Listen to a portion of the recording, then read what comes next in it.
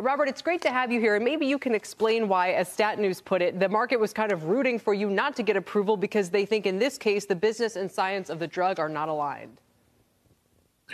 Good afternoon. Thanks very much for having me. So as it relates to your question, we did know coming out of the FDA review that there was a possibility that the FDA may reject the application, and they did. And investors have been very clear that they would like to see us focusing to the second drug in our pipeline, a drug that is being developed for a different heart condition, a genetic one that follows behind a drug that we had a hand in discovering that led previously to the acquisition of a company that we spun out. That company was acquired by Bristol Myers Squibb for $13 billion. We have a next-in-class drug behind the one that we helped discover that led to that acquisition. And we truly do understand that investors are more bullish, more optimistic on that drug for that condition. And we'll be presenting as soon as this weekend data from clinical studies of that second drug, as well as a pivotal clinical trial data set for that second drug later this year. So I do think investors are far more optimistic about what that could mean for shareholder value. So as I'm understanding it, this second drug holds promise and has you optimistic. So but what do you do then with the first drug that did not meet the hurdle?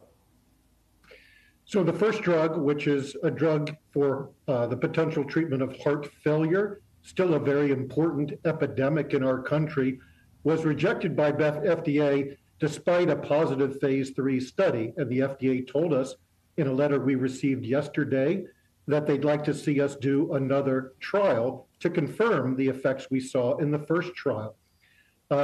We are not planning to do a second trial, and instead will seek feedback from FDA about what they would be expecting from us. And at the same time, we're going to be seeking approval for that drug outside the United States with other regulatory authorities.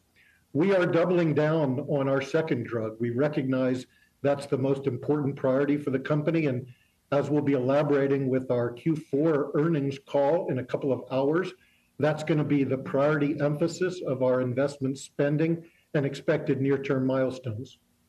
Meg, jump in. Hey, Robert, it's thank you, Tyler. It's Meg Terrell. Thinking about this first drug you've got, you had a positive phase 3 study. Maybe the benefit was considered marginal, but I guess the question is, would this actually help patients if it got on the market? And understanding that there are limited resources for biotech companies of your size, what happens to this drug? I mean, is it an opportunity cost that here in the United States, it's possible patients just won't get access to something like this? Yeah, so Meg, you and I have known each other for a long time. And as you know, we've been working on that heart failure drug for over 15 years in clinical trials, over 30 clinical studies, including a positive phase 3 study.